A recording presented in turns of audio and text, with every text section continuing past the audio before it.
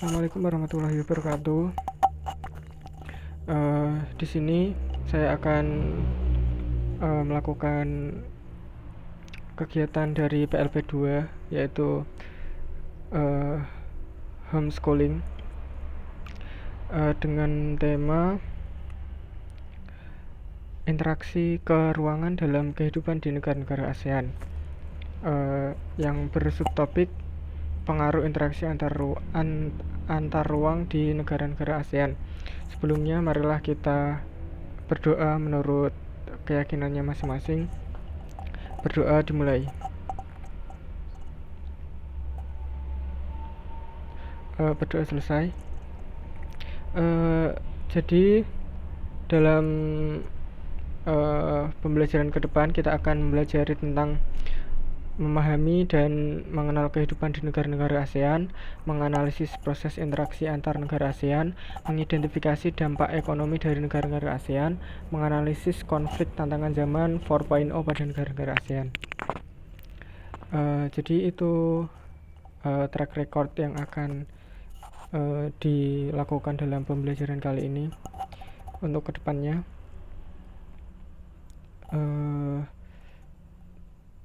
baik, sepertinya langsung dimulai saja pembelajarannya, yaitu 1. Memahami dan mengenal kehidupan di negara ASEAN.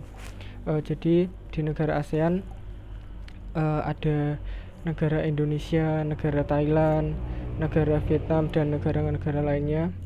Itu saling terkait, saling berkaitan sama satu sama lain. Jadi saling engage dan harus saling tolong-menolong, seperti pada bencana alam, tsunami di Aceh. Negara-negara ASEAN ikut membantu, ikut mengambil perannya dalam membantu negara-negara tetangga, khususnya negara ASEAN itu sendiri. Kemudian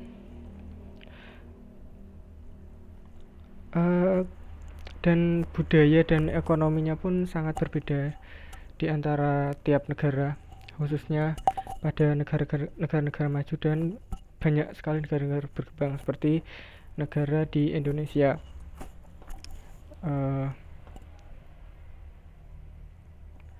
Pada negara maju seperti China, Jepang, Korea, hal itu pun berkaitan dengan negara-negara berkembang, seperti dalam hal pendidikan, kesehatan, infrastruktur, dan lain-lain. Jadi tiap negara, tiap daerah masing-masing dari setiap negara tersebut mempunyai autentikasi dari negara tersebut. Jadi kehidupan di negara-negara pun berbeda gitu, seperti budaya yang berkaitan dengan pariwisata dan menyumbang cukup banyak ekonomi dari kaitannya negara-negara di ASEAN. Kemudian menganalisis proses interaksi antar negara ASEAN. Interaksinya dapat berupa dalam hal ekonomi, bisa ekspor impor. Dalam hal pariwisata ada mancanegara yang berkunjung ke Indonesia. Kemudian dalam kesehatan, seperti yang pandemi saat ini, negara ASEAN terus bekerja sama dalam melakukan pembuatan vaksin yang kredibel, kemudian juga mengembangkan obat.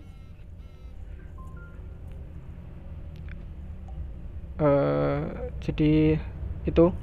Terus yang ketiga, mengidentifikasi dampak ekonomi dari negara-negara ASEAN. Nah, kalau masalah ekonomi sangat berkaitan dengan ekspor